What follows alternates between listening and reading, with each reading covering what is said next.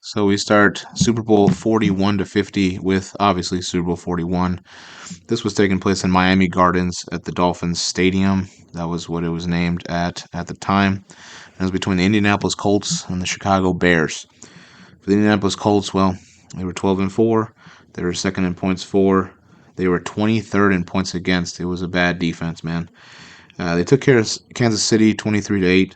They're able to upset the Baltimore Ravens 15-6. They did not score many points. I believe all those 15 points were field goals. But they only allowed Baltimore 6 points.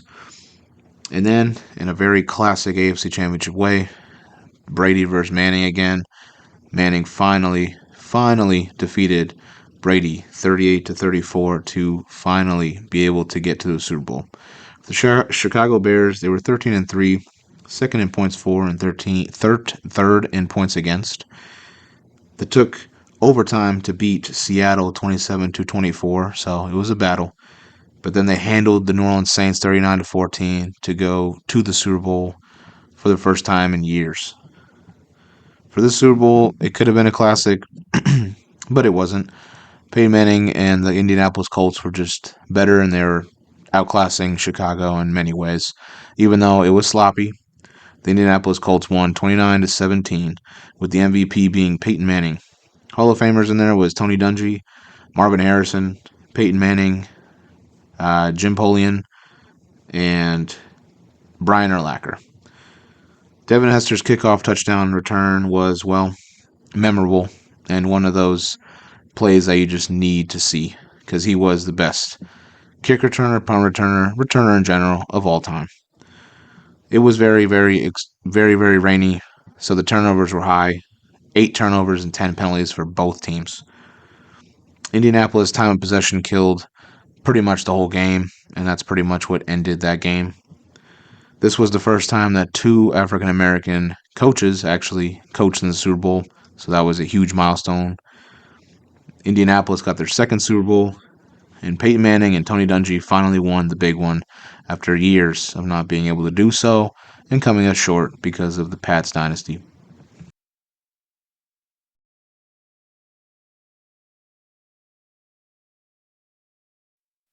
42 in Glendale, Arizona, at the University of Phoenix Stadium was one of the most historic events ever in sports.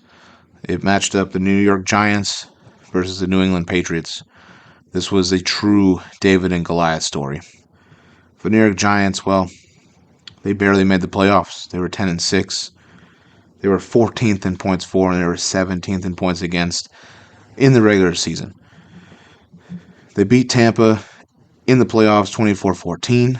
They went to Dallas and shocked everyone, which thought Dallas was going to win this. They didn't. The Giants were able to hold them off 21-17.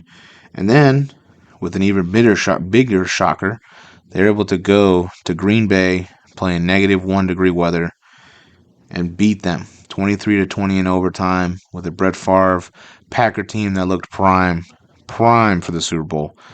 Definitely was not expecting that. Against the perfect Patriots, the 16-0 Pats. At this time when they were at the Super Bowl, they were 18-0. The first team ever, probably ever, to go 18-0. This was their shot. This was their moment. They were going to be the first. They're going to be the second perfect team, but this was going to be the first team to go 19-0, which again is probably never going to happen. But looking at the New England Patriots, they were first in points for and fourth in points against.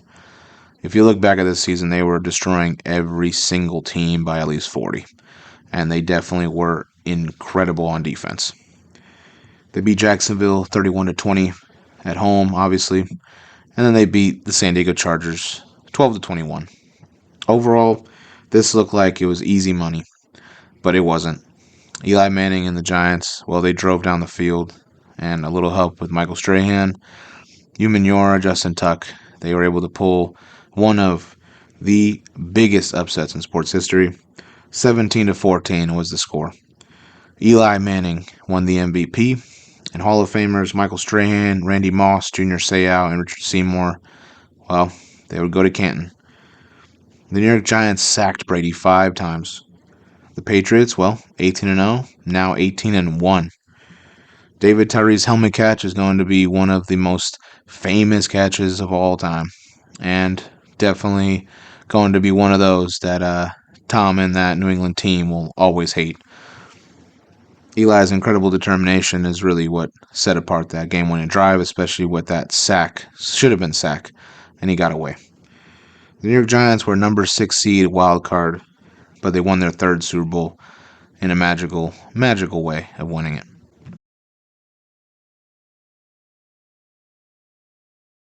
Next Super Bowl was Super Bowl 43, which was also a classic.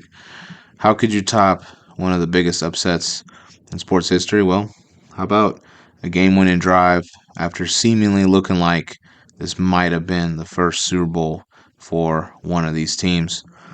And well, again, this was a classic in many ways. It was the Pittsburgh Steelers and the Arizona Cardinals in Tampa Bay at Raymond James Stadium. The Pittsburgh Steelers, they were 12-4, 20th in points for, but first in points against, arguably one of the best defenses of all time. They beat San Diego 35-24, and in a battle with the Baltimore Ravens in the AFC Championship game with a rookie Joe Flacco, they were able to beat him 14-23 with help of Polamalu's interception for touchdown. For the Arizona Cardinals, well, it was a different story. They had to fight through it all. 9-7, 3rd in points for, but 28th in points against. They beat Atlanta 24-30. They upset Carolina 33-13, and they won in a thriller against the Eagles in the NFC Championship game 25-32. Now, the moment of Larry Fitzgerald was phenomenal, but it was Big Ben and that Pittsburgh Steelers offense that got it done, which won 27-23. MVP was wide receiver Santonio Holmes. Hall of Famers Alan Faneca, Troy Polamalu, Dan Rooney, Edgerrin James, Kurt Warner. Well, they were all there. Pittsburgh was the first to 6 Super Bowls with this victory. Again, it was a classic for many ways. James Harrison's 100-yard interception return for touchdown was insane from end zone to end zone, and seemingly when he was losing gas and losing his will to get there, he continued to run, and that was a memorable moment. Big Ben's drive to the toe-tapping Santonio Holmes will always be known as, well, a historic play in NFL history. And overall, again, the Steelers team and Big Ben got to prove once again that they were on top of the mountain and they can win another one.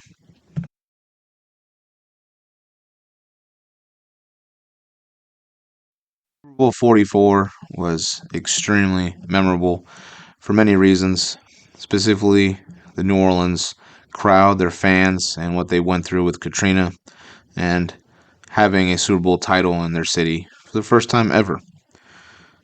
I know I ruined it already, but I think a lot of people know what happens here.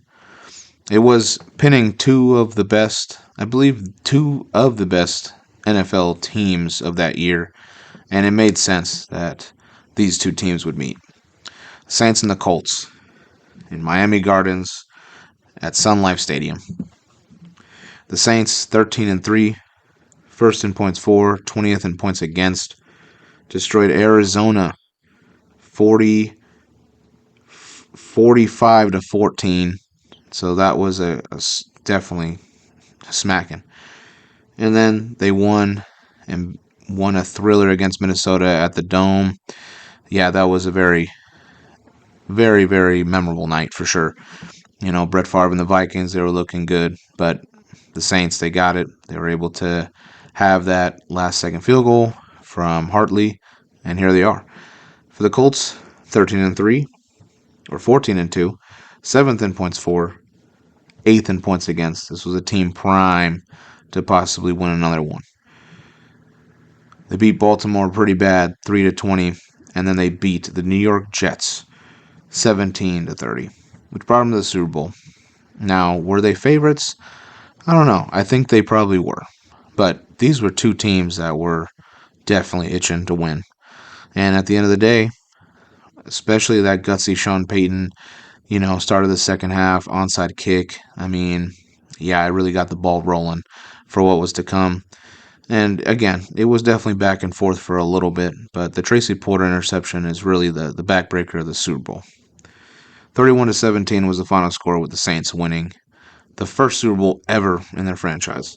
The MVP went to Drew Brees. The Hall of Famers were Bill Polian and Peyton Manning.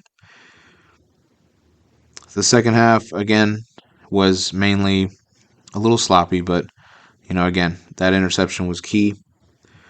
And again, two number one seeds playing, definitely, definitely seeming like this would have been a closer Super Bowl than it was.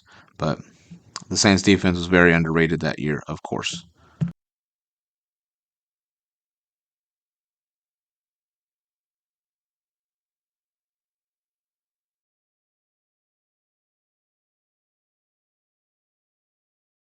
Super Bowl 45 matched up two very historic franchises, Green Bay and Pittsburgh. It doesn't get more royalty than that. This was definitely a matchup between Big Ben and trying to chase his third ring, and Aaron Rodgers and really coming up to being a superstar in this league after Brett Favre left. So this was played in Arlington, Texas, in Cowboys Stadium.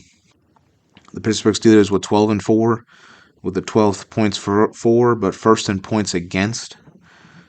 They went back and forth versus Baltimore Ravens, but they beat the Baltimore Ravens 24-31 in a classic there.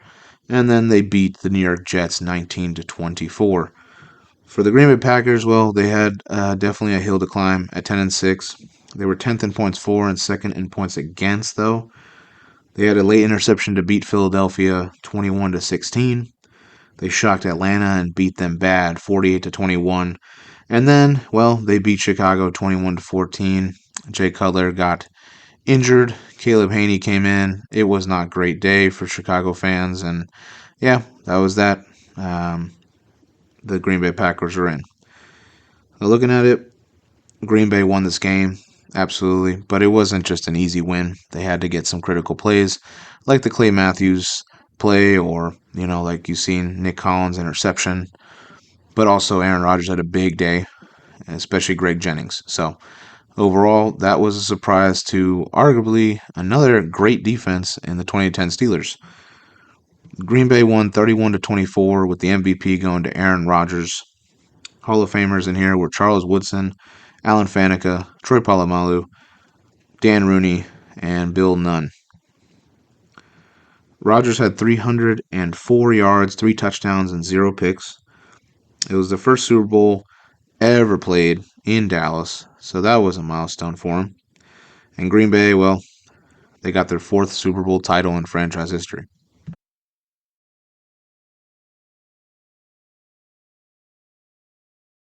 Super Bowl 46 was a rematch of Super Bowl 42. Again, one of, if not the greatest upset in NFL history. Pinned the same teams, and well, the same results were happening because the Patriots were definitely favored again in the Super Bowl against a Giants team that shouldn't have even been there again. Overall, the Giants were 9-7. They were 9th in points for, and they were 25th in points against. Wasn't good. They dominated Atlanta though, 2-24. Weird score. They upset Green Bay 37-20, and they also had a classic NFC Championship game against the Niners, which definitely, with their turnovers, cost them this game, which the Giants won 20-17. For the New England Patriots, they were 13-3, 3rd in points for, 15th in points against. They dominated Denver 45-10, and they won a thriller with the Baltimore Ravens thanks to Billy Cundiff's missed field goal, 23-20. The Giants, though, evidently won 21-17, shocking the Patriots once again, and well, you know, being that giant killer that New England apparently couldn't figure out. The MVP was Eli Manning again. No Hall of Famers in this game. Again, the Giants became Patriots kryptonite. The Giants at 9-7 were the worst record, a team with the worst record to win the Super Bowl. Eli's throw to Manningham is definitely a classic. Not as good as David Tyree, but it's right there. The game-winning drive again, and, well, Bradshaw was not supposed to score that touchdown, but it didn't really matter because in the end, they got it done. The New York Giants won their 4th Super Bowl title, and again, they upset the New England Patriots for the 2nd time in 4 years.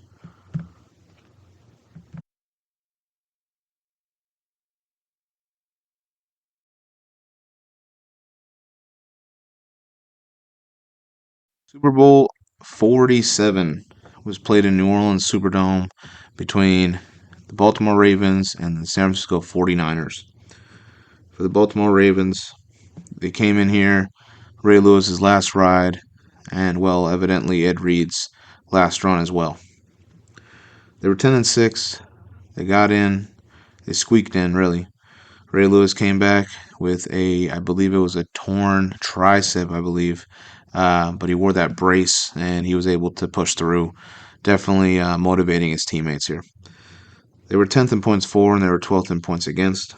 They beat Indianapolis 9-24. They took double overtime and actually shocked the Peyton Manning Broncos 38-35. And then they beat the New England Patriots, and not just beat, but beat them up 28-13. For the 49ers, they came in here 11-4-1, surprising everyone with the Colin Kaepernick story of just his sure talent and pure running ability, which was very uncommon in that time. They were 11th in points for. They were 2nd in points against. They have a stout team. They beat Green Bay 45-31, and they beat Atlanta 34-31, surprising them again with Atlanta going home losers. This was a extremely confusing back and forth contest because the first half was all Baltimore, even the third quarter early on. But you know what? The lights had to turn out. It was a whole thing that was very confusing, and it really sparked the Niners offense to get where they were. They almost won the game. But the Baltimore Ravens pulled it out 34-31 in a classic game. Classic game in its own right. Hall of Fame Ray Lewis, Ed Reed, Randy Moss played in the game. This was the Hardball Bowl. The blackout actually lasted 34 minutes, and again, it was the comeback. Ray Lewis's final ride in Baltimore's 2nd Super Bowl championship. Jacoby Jones was a huge reason they won, having 1 reception for 56 yards and a touchdown, and he also had 5 kickoff returns, for 206 yards, 1 touchdown that went 108 yards. So, rest in peace to Jacoby Jones. He was definitely a very big piece to the Ravens championship season.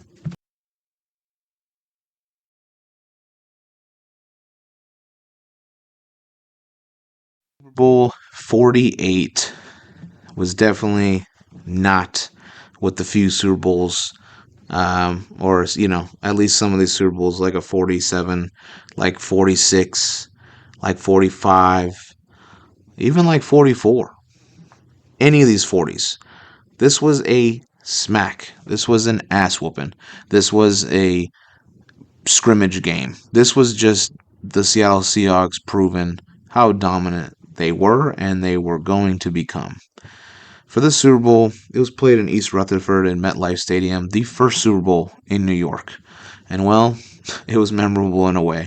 For one side, Seattle Seahawks came here 13-3, 8th in points for, led by a really young Russell Wilson, and 1st in points against, with arguably, the best defense of all time. They beat New Orleans 15-23, and they're able to win a exciting and one of the best NFC Championship games against the Niners, 23-17, when they tried Richard Sherman. For the Denver Broncos, they were 13-3. They were 1st in points for, the best offense anyone's ever seen in the history of the game. 22nd in points against. They beat San Diego 24-17, and they beat New England 16-26 to get to where they were at. This was definitely Peyton's shot again to win one after that heartbreaking 44 loss. But this was not going to be one of those days. Seattle Seahawks defense was relentless, and they actually beat Denver 43-8. Again, a smackdown. The MVP, Linebacker Malcolm Smith, which is questionable in many opinions, as to me, in my opinion, Kam Chancellor was the MVP of this game. Hall of Famers were Champ Bailey, Pat Bowlen, Peyton Manning. Again, it was a highest scoring offense against a historic defense, and everyone picked the offense. The Legion of Boom, well, it was getting started, but this really jump-started it. It was the first and only Super Bowl for the Seattle Seahawks, and Kam Chancellor's hit versus Demaryius Thomas really proved that this was definitely going to be a rough day for Denver, along with that interception. It was just amazing to see a true old school football defense destroy what should be the new offensive wave in the NFL.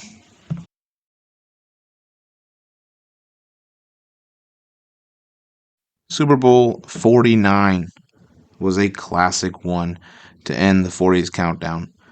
This was played in Glendale at the University of Phoenix with a large amount of superstars everywhere you looked, man.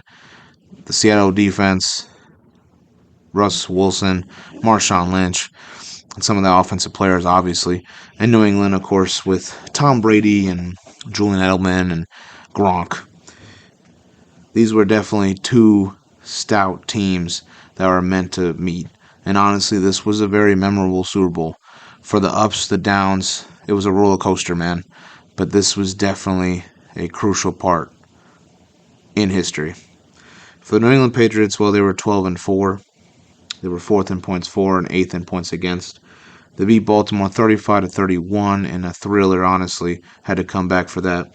And they beat Indianapolis 45-7. Smacked them. It obviously caused a bit of a media issue with Deflategate. For the Seattle Seahawks, well, they were trying to defend that crown. At 12-4, they were 10th in points for, and they were first in points against again. They beat Carolina 31-17. Obviously, you probably would know the Kam Chancellor jump 3 times. Crazy. And they beat Green Bay in a classic, which really they probably should have lost that game. But they won 28-22. The New England Patriots would win this game 28-24 off of a Malcolm Butler and wide in there give it to Marshawn Lynch type play. They won 28-24. The MVP was Tom Brady, Hall of Famer, well, Darrelle Revis with Brandon Browner there to help that secondary. It was a classic Super Bowl. Honestly, Jermaine Kearse catch, it looked like it was going to be a wrap. All he needed to do was punch it in with the best running back in 2014. No, not DeMarco Murray. It was Marshawn Lynch. Fourth quarter comeback by New England was impressive. New England won their 4th Super Bowl. This was a very controversial call, but it is what it is. It ended up them fighting with Bruce Irvin and Rob Gronkowski, which was pretty entertaining, to say the least. And for, honestly, this Super Bowl, it was the start of another dynasty in New England and the end of the Seattle Seahawks' potential dynasty. With winning 2, they probably could have three-peated, with the players probably wanting to come back and not just extremely upset and devastated over this Super Bowl loss that they should have won.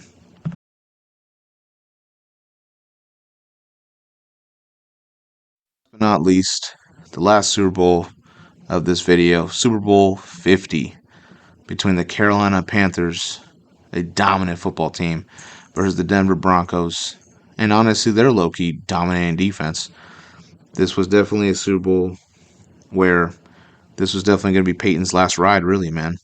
And it wasn't him that carried this.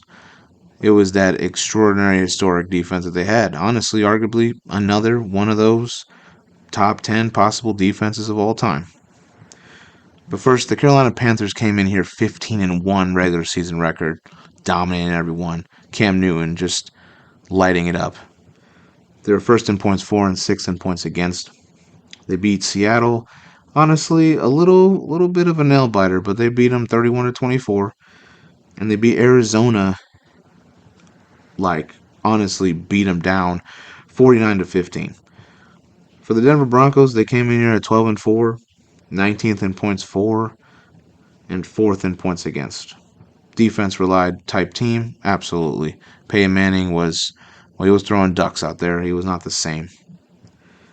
They beat Pittsburgh 23-16, and they beat New England 20-18, and a thriller, man. It could have been either way. Tom could have went back to the Super Bowl, man, but Denver's defense definitely had something to say about that. The Denver Bronco defense would deliver a memorable Super Bowl, even though it was pretty overrated. But the Broncos won 24-10 in a kind of a snoozer. MVP was linebacker Von Miller, who exploded and really it turned him into a superstar, and obviously will probably be a Hall of Famer. Hall of Famers in this was, again, the owner, Bolin, Peyton Manning, and DeMarcus Ware. It's top offense, Carolina, versus a top defense in Denver. The no-fly zone definitely was in effect here with that Denver defense. Peyton Manning won, and he retired a champion, with the Denver Broncos winning their third Super Bowl title. And, well, it was a memorable halftime show with Bruno Mars, Coldplay, and Beyonce. The Formation song from Beyonce was pretty big when it came to black identity, and a political statement for sure. But at the end of it, this was Von Miller's game. Could Cam Newton have done something else? Could he have tried to chase that fumble? Who knows what could have been in his head, man. But overall, this should have been a potential classic if it wasn't for Denver's dominance in this game.